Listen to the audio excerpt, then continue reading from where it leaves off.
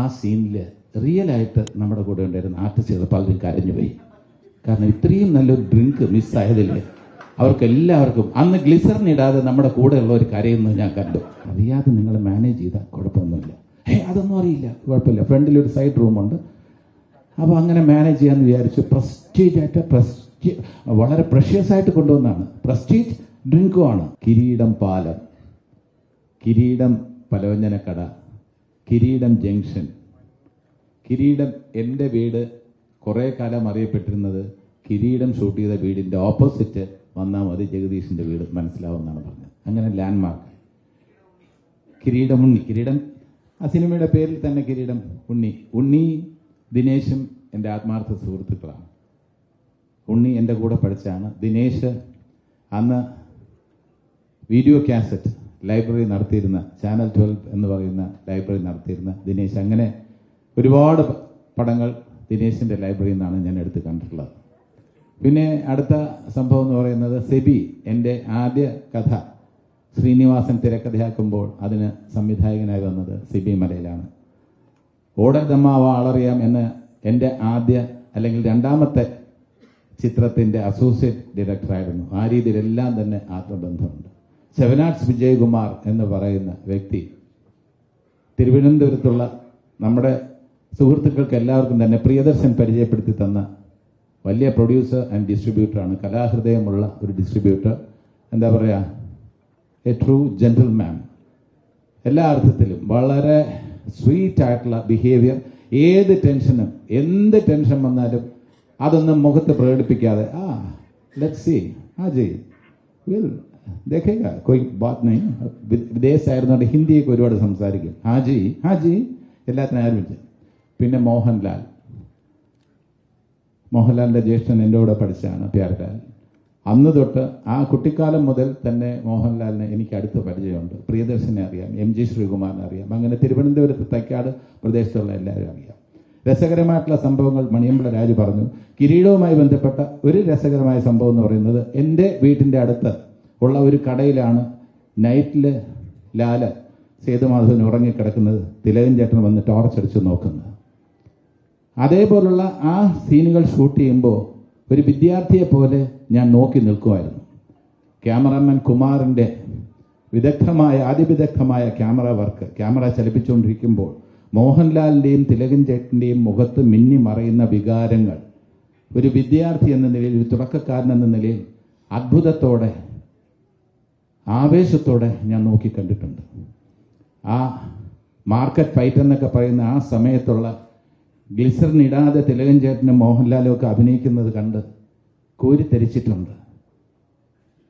സിനിമയെ എങ്ങനെ സമീപിക്കണം എന്ന് മോഹൻലാലിൽ നിന്നും ഒരുപാട് പഠിക്കാൻ കഴിഞ്ഞ ചില നിമിഷങ്ങളാണ് കിരീടത്തിൻ്റെ ഷൂട്ടിങ്ങുമായി ബന്ധപ്പെട്ട് എനിക്കുണ്ടായത്.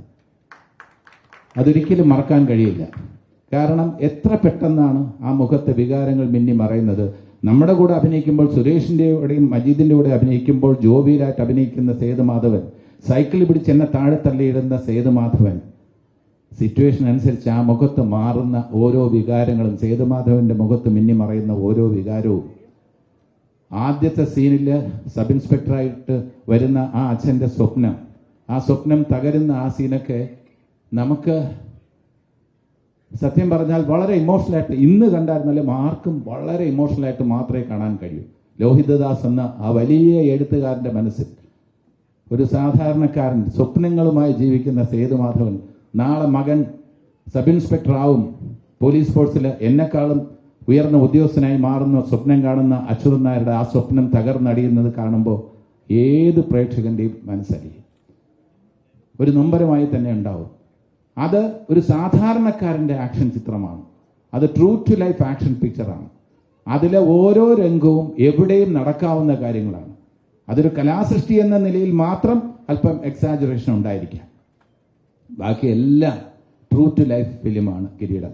ഇനി രസകരമായ അനുഭവത്തിലേക്ക് വരാം. എൻ്റെ വീട്ടിൻ്റെ അടുത്തുള്ള ഈ നൈറ്റ് സീക്വൻസ്, ലാല് ആ കട വരാന്തിയിൽ കിടന്നുറങ്ങുമ്പോൾ തിലകൻ ചേട്ടൻ ടോർച്ചടിച്ച് നോക്കുന്ന ആ സീൻ ഷൂട്ട് ചെയ്യുന്നതിൻ്റെ അന്ന് എൻ്റെ വീട്ടിലായിരുന്നു ഇവരെല്ലാം ഉണ്ടായിരുന്നത്. ഇപ്പം മോഹൻലാലിൻ്റെ ഏറ്റവും അടുത്ത ഒരു സുഹൃത്ത് വളരെ പ്രഷ്യസ് ആയിട്ടുള്ള ഒരു നിധിയായിട്ടൊരു കാര്യം കൊണ്ടുവന്നു. പറങ്കി അണ്ടിയിൽ വാറ്റിയ ഒരു പ്രത്യേക തരം ചാരായം.